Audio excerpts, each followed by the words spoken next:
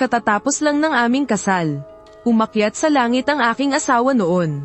Naglabas siya ng isang kaban na puno ng mga kayamanang pang-imortal. Halata sa mukha niya ang pagkainip habang pinapaalis ako. Nagpumilit ako ng husto. Umiiyak akong tumanggi na tanggapin ang mga iyon. Kahit mamatay, sasama ako sa kanya sa kaharian ng langit. Napipilitan ng mga pangyayari. Pumayag din siya. Kalaunan, doon sa kaharian ng langit, labis akong nagdusa. Ang huli kong sinapit ay ang pagtalon mula sa bangin ng reinkarnasyon. Hanggang sa huling sandali ng buhay ko, hindi man lang ako sinulyapan ni Zai Yunji. Pagmulat kong muli, bumalik ako sa araw ng aming kasal. Sa pagkakataong ito, mahinahon akong nagsalita. Hindi na ako pupunta sa kaharian ng langit. Umalis ka na. Pagkarinig sa sinabi ko, hindi pa rin nawala ang kunot sa noo ni Zai Yunji. Tila ba isa akong tusong bata, na nag-iisip na naman ng panibagong pakana. Initigan ko si Zai Yunji. Ang suot niyang itim at puting kasuotang pang-imortal ay nagpapatingkad sa kanyang matangkad na tindig. Yung pulang damit na orihinal niyang suot. Ako mismo ang nagtahi, bawat tusok ng karayom. Inabot ako ng mahigit kalahating taon. Pero noong sandaling maging immortal siya at umakyat sa langit, ang damit na iyon ay gumuho at naging mga pirasong nakakalat sa sahiguro. Mga retaso, hindi lang ang damit niya. Pati ang mesang may mga pulang kandila. Ang puno sa aming bakuran. Napakaraming bagay ang nagkadurog-durog sa sahig. Sa likod ni Zai Yunji ay may ilang mga taong nakatayo. Lahat sila ay mga Diyos at Diyosa mula sa langit.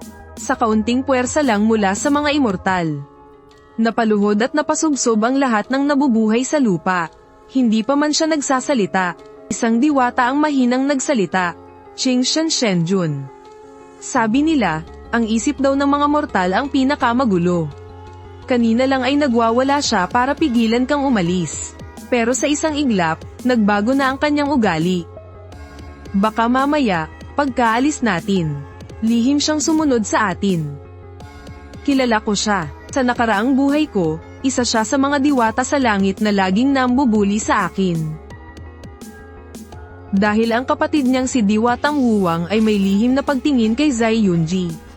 Daan-daang taon ko siyang hinintay na bumalik sa mundo ng mga immortal. Pero walang sino man ang nag-akala na ang isang ordinaryong mortal na tulad ko ay makakalipad din sa kalangitan para angkinin ang posisyon bilang asawa ni Zai Yunji. Noong nakaraang buhay ko, totoo ngang gaya ng sinabi niya. Pagkaalis nila, palihim akong sumunod. Dahil doon, ilang beses akong napahamak, kaya bumabalik si Zai Yunji para iligtas ako. Noong unang beses siyang bumalik, lumuluha ko siyang tinanong. Bakit ba ang sama-sama ng mga diwata? Bakit sa mismong araw pa ng kasal natin sila nagdesisyong gawin kang immortal? Hindi siya umimik, yumuko lang siya para gamutin ang mga sugat ko. Noong pangalawang beses siyang bumalik, mas naging desidido ako. Asawa kita. Kung saan ka pumunta, doon din ako. Kahit mamatay pa ko, hinding-hindi kita iiwan. Sa pangatlong beses, wala nang nagawa si Zai Yunji. Pinainom niya ako ng isang tableta ng Qingshindan. Iyon ay espesyal na inihanda para sa mga mortal na aakyat sa kalangitan. Para sa isang mortal, ang mapunta sa kalangitan ay parang paglusong sa dagat-dagatang apoy. Kaya naman, buo ang loob kong sumunod kay Zai Yunji pabalik sa palasyo ng Yunhua, at naging mantsa sa pangalan ni Divine Lord Qingshan sa mga sumunod na daan-daang taon. Nag-aabala siyang magpakabait para matulog sa kwarto ko ng isang gabi.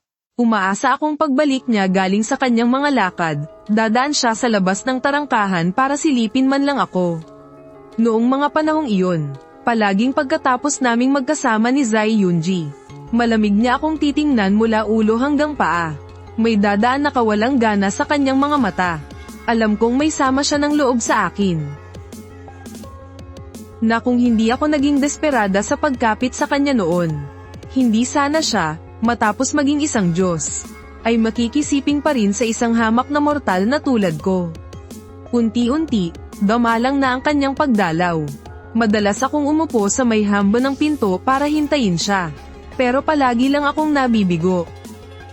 Hanggang sa ang maliliit na damo sa labas ng tarangkahan na umiindayog sa hangin. At ang mga bagong bukas na bulaklak ng peach ay nagkatawang tao. Sobrang bait sa akin ng lola na gumagawa ng tokwa sa Siandian Village.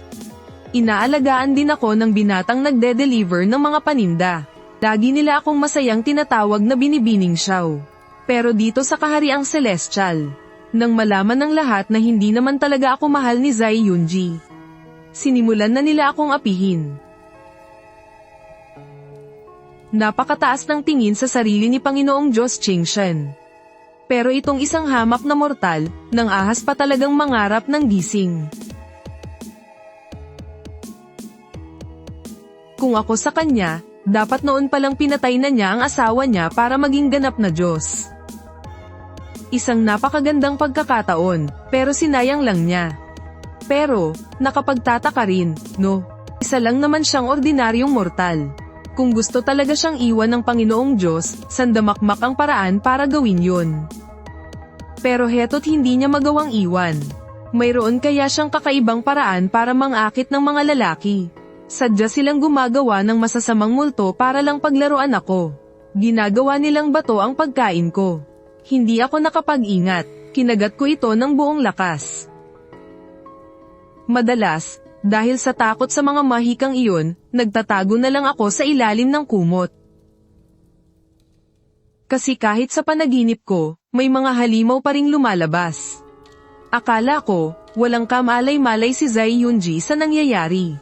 Kaya pumunta ako sa kanyang palasyo para magsumbong. Ang isang hakbang ng Diyos ay katumbas ng 100 milya. Kaya naman napakalayo rin ng mga palasyo sa isa't isa. Para lang makapunta kay Zai Yunji at magsumbong. 2 araw akong pilit na naglakad. Inilabas ko ang lahat ng sama ng loob ko. Sa huli, ibinuka ko na lang ang bibig ko para ipakita sa kanya ang nabasag kong ngipin. Pwede mo bang tulungan akong ayusin itong ngipin ko? Napakapangit kasing tingnan na may bungi. Kahit lang ayusin mo ang ngipin ko, sapat na. Yung ibang mga hinanakit ko, ako na ang bahala. Ang totoo, hindi ko na talaga kaya. Pero alam kong hinding-hindi ako tutulungan ni Zai Yunji. Kaya kahit anong sabihin ko, wala ring mangyayari. Hinawakan ni Zai Yunji ng mariin ang baba ko. Tiningnan niya ito ng saglit. At malamig na nagtanong, sinong nagbigay sa'yo ng pahintulot na pumasok dito? Natigilan ako. Binitawan niya ako. Ang tanga-tanga mo. Kahit ganito kasimpleng mahika, hindi mo matutunan. Napakasama ng loob ko. Isa akong mortal, at hindi mo naman ako tinuruan. Ngayon naiintindihan ko na naisa lang akong mortal. Noong mga panahong iyon, nagpumilit akong umakyat sa langit. Bakit hindi ko man lang naisip na isa lang akong mortal? Bigla kong naintindihan ang lahat. Lumipas na pala ang 100 taon. Noong nakatayo ako sa gilid ng bangin ng reinkarnasyon. Sa totoo lang, alam ko na noon pa man. Niloloko lang ako ng diwatang si Wuwang. Sinabi niya na malubhang nasugatan si Zai Yunji sa pakikipaglaban sa mga halimaw sa mundo ng mga mortal. Nakatago raw ang katawan niyang immortal. Ako ang kanyang asawa, at tanging kung tatalon ako mula rito. Siguro, ayoko na lang talagang manatili pa sa langit. At ayoko na ring hintayin pa si Zai Yunji. Kaya kahit saan ako tumalon, ayos lang. Basta makaalis lang ako sa pesteng lugar na ito. Alam ko sa puso ko, na si Zai Yunji ay nasa langit talaga. Naghintay ako ng matagal sa gilid ng bangin. Kung sana man lang, sinilip ako ni Zai Yunji. Kung inilahad niya lang ang kamay niya. Hindi na sana ako tatalon. Pero hinintay ko hanggang matapos habihin ng mga diwata ang huling bahid ng takip silim. Sa huli, hindi pa rin dumating si Zai Yunji. Isang mortal na tatalon mula sa bangin ng reinkarnasyon. Akala ko rin noon ay magkakawatak-watak at maglalaho ang kaluluwa ko. Pero pagmulat ng mga mata ko, nakabalik pala ako sa araw na ito. Ayos din naman. Sa pagkakataong ito, hindi na mahihirapan si Zai Yunji. At para naman sa akin, Isa na rin itong kalayaan. Habang nakatingin sa kanilang lahat, lalo na kay Zai Yunji. Hindi, kung babawiin ko ang sinabi ko. Hayaan ninyong tamaan ako ng kidlat ng langit hanggang sa mamatay. Tumahimik ka. Pagtigil sa akin ni Zai Yunji na namumutla ang mukha. Noong tao pa siya, hindi niya ako hinahayaang basta-basta manumpa. Sabi niya, paano raw kung may totoong Diyos na makarinig? Ngayong isa na siyang Diyos. Naiintindihan na niyang mayroon talagang nakatataas sa mundong ito. At ang mga sumpa ay maaaring magkatotoo. Nagpasya na rin akong huwag maging masyadong malupit sa sarili ko. Noong huling beses na namatay ako, ilang taon lang din naman tumagal ang magagandang araw. Pinulot ko mula sa sahig ang mga pambihirang kayamanang natabig ko. Sa nakaraang buhay ko, hindi ko tiningnang mabuti ang mga bagay na ito. Ngayon, mas marami na akong nakikilala. Naiintindihan ko, lahat ng bigay ni Zai Yunji ay mga pambihira at dekalidad na gamit. Ang Jade Dew Water, kapag ininom ng mortal, makakapagpahaba ng buhay ng ilang taon. Ang Heart Protecting Mirror, hindi tinatablan ng patalim, sibat, tubig, o apoy. Hindi ito malapitan ng mga demonyo at halimaw. Ang 9 Revolutions Soul Returning Pill ay kayang bumuhay ng patay at magpagaling ng lahat ng buto. Sapat na para pag-agawan ng mga mortal hanggang sa magpatayan sila. Tumingala ako kay Zai Yunji. Meron pa ba? Mahigpit na mahigpit ang pagkakahawak niya sa espadang nasa kamay niya. HMP, sige na, sapat na rin to. Hindi naman ako ganid.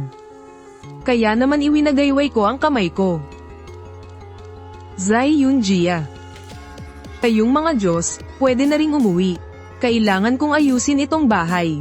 Si Luo Kai, habang yakap ang espada niya, ay suminghal. Ganid at walang kabusugan. Mukhang pera. Kanina lang, nagkukunwaring kalmado at walang pakialam. Wala pang isang sandali, lumabas na ang tunay na ugali. Sakim at hampas lupa, tangat hanggal na hindi alam ang lugar niya. Palagi niya akong minumura ng ganyan. Noong nakaraang buhay ko, kapag nag-aaway kami, hindi ako kailanman ipinagtanggol ni Zai Yunji. Pero noong hindi pa kami umaakyat sa kalangitan, lagi niya akong pinupuri na mabait at matalino raw ako. Ang pinakamabuting babae raw sa buong mundo. Ayoko nang isipin, ayoko na. Ang nakaraang buhay ay nakaraan na. Limot na dapat. Ang iniisip ko lang ngayon, ay kung paano ko mapapaalis agad itong si Zai Yunji, ang buhay na santong ito. Pero nagbago na naman ang isip ni Zai Yunji. Magalang niyang pinauwi ang mga Diyos. Para mauna silang umalis, tiningnan ko siya. Ako na ang mag-aayos ng bahay mo. Itong napakagulong kwarto, aabutin ako ng kalahating araw bago matapos linisin ng mag-isa. Nang hindi gumagamit ng mahika.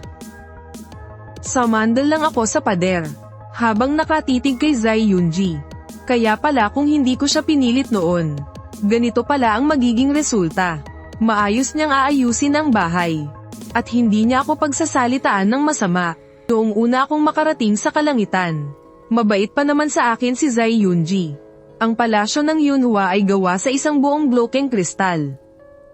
Hindi ako sanay matulog doon. Kaya nagpagawa si Zai Yunji ng isang malambot na kama. Nagdala siya ng mga buto ng gulay mula sa mundo ng mga mortal. At ginamit ang banal na tubig para magtanim ng isang hardin ng gulay sa bakuran. Hindi ko rin alam kung paano kami humantong sa puntong ayaw na naming makita ang isa't isa habang buhay. Kahit hindi gumamit ng mahika, mabilis niyang naibalik sa dati ang bahay.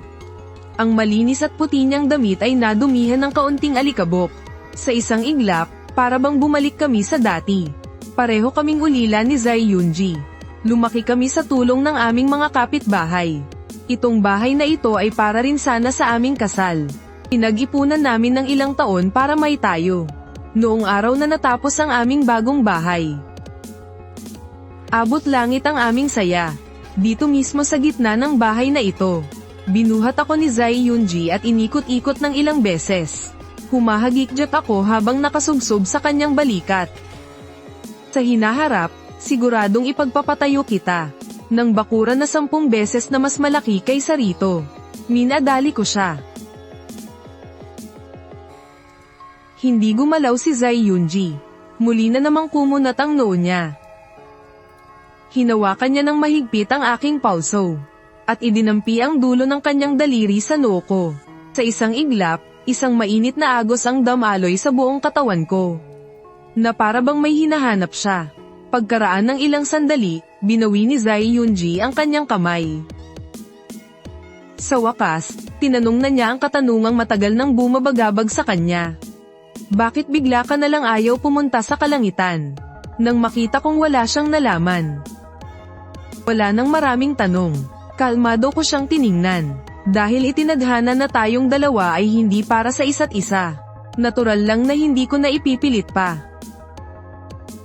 Paano ko naman lalabanan ang langit? Akala ko, matutuwa si Zai Yunji sa pagiging makiramdam ko. Pero hindi siya mukhang masaya. Bago siya umalis, lumingon siyang muli. Bahala ka. Sa pag-alis kong ito, libo-libong taon akong hindi babalik. Huwag ka sanang magsisi. Isang araw sa langit, isang taon sa lupa. Baka sa pagbalik niya. Naging alabok na ako. Tinanaw ko siya mula sa malayo. Binabati ko na agad ang mahal na Diyos ng isang maayos na kinabukasan. At walang hanggang buhay. Sana'y wala ka nang alalahanin mula ngayon. Maging maayos sana ang iyong paglalakbay. Pero wala na itong kinalaman sa akin. Nakatayo si Zai Yunji sa isang ulap. Nakatungo siyang nakatingin sa babaeng nakapula sa hardin. Ang pamamaalam niya ay tapat at walang bakas ng pag-aalinlangan. Tila ba ang nakalipas na 18 taon ay naglahong parang usok. Paulit-ulit siyang pinaalalahanan ni Luokai na kailangan niyang burahin ang mga alaala nito. Kung hindi, baka magsisi pa siya sa huli. At gumawa pa ng paraan para pumunta sa langit at humingi ng karapatan sa kanya. Ngunit nang idampi niya ang kanyang daliri sa noo nito, sa sandaling malapit nang kumalat ang kanyang kapangyarihan, bigla na lang huminto si Zai Yunji. May kung anong bamara sa kanyang dibdib. Sa huli, nag-alinlangan pa rin siya. Hayaan na. Hahayaan ko na siyang magtira ng kaunting alaala. Kung talagang mapilit siya, at susuungin ang lahat ng hirap para lang hanapin ako, hindi malayong gumawa ako ng eksepsyon para sa kanya. Isa pa, wala siyang ibang maaasahan sa mundong ito. Siguro pagkalipas ng ilang araw, mapipilitan din siyang yumuko at magmakaawa. Humanap siya ng ibang lugar. Bumili ng isang bahay. Para kapag bumaba siya sa mundo ng mga mortal, walang sino man ang makakaalam. Pagkaalis ni Zai Yunji, bumalik sa dati nitong katahimikan ang bahay ko. Kawawang Binibining Xiao. Ang malas naman talaga ng asawa mo. Napakaganda naman nitong si Binibining Xiao. Nakapagpatayo pa ng ganito kalaking bahay. Talagang napakagaling. Naghahanap ka ba ng lalaking sa iyo titira? Pwedeng-pwede ang anak kong lalaki. Bago umalis si Zai Yunji, binago niya ang alaala ng lahat ng tao. Sa paningin ng lahat sa nayon ng Xiangyan. Sa ikalawang taon ng pagsasama namin ni Zai Yunji, nagkaroon siya ng malubhang sakit at namatay. Ako ang naging pinakabatang byuda sa buong paligid. Anong ibig sabihin nito? Samantalang noong nakaraang buhay namin, diretso niyang binura ang mga alaala ng mga taga-nayon. Kahit na sabihing maganda pa rin naman ang tingin sa mga nag-aasawang muli. Pero hindi pa rin kasing ganda pakinggan ang reputasyon kumpara sa unang pag-aasawa. Nanggigigil talaga ako sa inis. Sino ba namang gustong maging byuda sa murang edad? Lumipas ang ilang araw, nagkandara pa ang mga tao sa nayon. Naihanap ako ng mapapangasawa.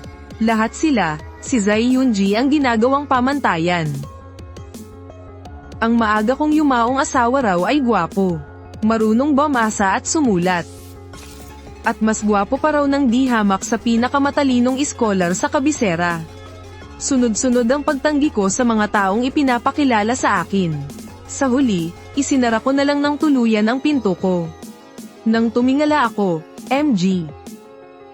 Sa totoo lang, sa nakaraang buhay ko, sa langit man o sa lupa, hindi na mabilang ang mga Diyos at mortal na nakita ko. Pero si Zai Yunji na yata ang pinakagwapong nilalang na nakita ko sa tanang buhay ko. Mas makisig pa sa kanya ng ilang beses. Natulala ako, pero agad din akong kinilabutan at natauhan. Dati kasi, nabighani lang ako sa itsura ni Zai Yunji. Kaya ako nagdusa ng husto. Nag-aaral siya sa ilalim ng isang guro sa nayon. Panghawak ng pinsel ang mga kamay niya. Kaya bihirang-bihira siyang pagawin ng mabibigat na trabaho. Sabi pa ni Zai Yunji, pag naging top scholar na ako, pangako, bibigyan kita ng marangyang buhay. Ang haba-haba pa ng nalalabing buhay ko. At ang pinakatatakot ko ay ang mag-isa. Kaya naman, ang maghanap ng mabuting lalaki para makasama sa buhay. Ay hindi ko naman tinututulan, model. Kapag naghahanap ng lalaki, dapat yung masipag at maaasahan. Yung mga pabebe at nagmamagaling. Hindi mo masasabi kung mabuti ba ang intensyon. Inayla ko si Ate Niyo sa isang tabi. Nag-aalala siyang nagtanong kung kailangan ko ba ng lalaki para sa mabibigat na trabaho. Sa itsura at katawan niyang yan, kakayanin niya kaya? Biglang naunawaan ni Ate Niyo. Aba, kung ganun, napakagaling. Tingnan mo ang ilong niya, matangos at tuwid. Tiningnan ko na rin ang mga kamay niya. Kitang-kita ang forma ng mga buto sa daliri. Ang isang lalaking may ganitong tindig at asal. Ang ugali at itsura niya ay parehong pang primera klaseng kapareha. Nagsimula na akong mataranta. Ate, pinapasok lang kita dito dahil mukha kang mapagkakatiwalaan. Sumulyap ako sa lalaki. Nakasuot siya ng damit na kulay gatas. Nakatayo siya sa gitna ng bakuran. Napakalinis tingnan. Nang makita niyang nakatingin ako, may dalawang maliit na biloy na lumitaw sa gilid ng kanyang mga labi. Pagalang siyang yumukod sa akin. Nakangiting umalis si Ate Niyo. At naiwan kaming dalawa ni Li Yancy na nagtititigan lang. Pinalakas ko ang loob ko sa isip-isip. Bakit ba ang rupok mo pa rin sa itsura? Di ba't sabi mo sa sarili mo, titingnan mo ang kalooban at hindi ang panlabas na anyo? Tiningnan ko siya ulit. Nakakaakit ang mga mata at kilay ng lalaki. May halong cut-armor ng kanyang mga ngiti na hindi mo sigurado kung ngiti nga ba. Ang itim niyang buhok ay maluwag na nakatali. Sa bawat paggalaw ng kanyang mga mata, hindi mo maiwasang mapatitig. May karanasan na ako ngayon. Kung hindi susunod ang lalaking ito, marami akong alam na paraan para pasunurin siya. Mas marunong makiramdam si Li Yancy kaysa kay Zai Yunji. Medyo liberated nga lang ang kilos niya. Bigla siyang damaykit sa akin. Kiyaw. Nilalamig ka ba? Kailangan mo ba ng magpapainit sa katawan mo? Base sa karanasan ko, sinusubukan niya akong landiin sa mga sandaling ito. Kaya lang, halatang hindi siya sanay. Parang casual lang ang pagkakasabi niya. Pero namumula na ang tainga niya. Paiwas-iwas ang tingin niya, hindi makatingin ng diretso. Halatang unang beses niyang gawin to. Nangangapa pa talaga siya. Napabuntong hininga na lang ako. Tinakpan nito ang malaking bahagi ng balat niya. Mag-ingat ka, baka ka ginawin. Dahil pumayag na akong manatili ka rito. Hindi na kita palalayasin. Seryoso ko siyang pinaalalahanan. Hindi mo kailangang ibenta ang katawan mo para lang makakain. Paano ka ba tinuruan ng dati mong amo? Ngayong nakatakas ka na mula sa impyernong yun. Mamuhay na tayo ng malinis at payapa. Labis na nagtaka si Li Yancy. Wala akong nanay. Naiintindihan kong nahihiya lang siya. Sa bayan ng Qingwo, may isang bahay aliwan na tinatawag na Zhanhuanlo. Palihim itong nagbibigay ng mga lalaking aliw sa mayayamang ginang mula sa kabisera. Ganyan nila tinuturuan ang mga baguhan doon. Nasaksihan ko na yan dati. Ganyan din ang paraan nila para akitin ang mga kliyente. Nakaharap si Li Yancy sa sulok. Nagmukmak siya ng matagal. Umiling-iling ako. Ang pag-asa lang sa itsura ay hindi pang matagalan. Sana maintindihan niya ang aral na yun sa lalong madaling panahon. Bukas din, hahawak ka ng pala at magtatrabaho. Pagkatapos ng isang abalang araw, naghanda ako ng kwarto para sa kanya. Isang kumpol ng puting usok ang lumutang palabas. Isang batang lalaking nakapula na halos kamukhang kamukha niya. Nagmamadaling nagtanong si Li Qingya. Nakuha mo ba ang Ninghan Pearl? Qingya, may nagtanong ba tungkol sa'yo? Nilalamig ka ba? Anong nangyari sa'yo? Natauhan si Li Yanxi at seryosong nagsalita. Sa ibang lugar na lang tayo maghanap. Kuya, bakit ka pa gumagawa ng dahilan? Ako na ang bahala. Ngayong gabi, makukuha natin ang Ninghan Pearl. Pagkasabi niya noon, hindi na siya nahawakan pa ni Li Yanxi, habang mahimbing at groggy pa sa pagtulog. May isang puwersang nagangat sa akin mula sa kama. Pagmulat ko ng mga mata, nakita ko agad si Li Yanxi. Hindi siya kasing lamig ng dati. Nakasuot siya ng damit na kulay nag-aapoy na pula. Lalo siyang nakakasilaw sa paningin. Para akong nabighani, nakatitig lang ako sa kanya. Lumapit pa ng kaunti si Li Yanxi. May pahiwatig ng pang-aakit sa kanyang boses. Kiyaw, ilang taon na ang nakalipas, nagligtas ka ba ng isang sorrow sa isang bundok ng nyebe? Iginilid ko ang ulo ko para tingnan siya. Matagal akong nagtaka. Ikaw ba yung sorrow? Natigilan siya at hindi umimik. Gamit ang malalim at paus niyang boses, nagpatuloy siya sa panunukso. Saan mo inilagay ang perlas na pampabuo ng kaluluwa na bigay sa iyo ni Zai Yunji? Pwede bang ibigay mo na lang sa akin? Saan mo itinago? Sabihin mo lang na ibibigay mo sa akin.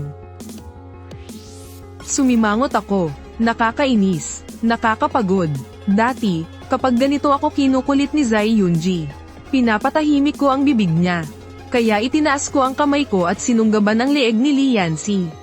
Walang pag-aalinlangang idinikit ko ang sarili ko sa kanya. At mariing hinalikan ang kanyang mga labi. Biglang dumilim ang paligid. Nanigas ang buong katawan niya.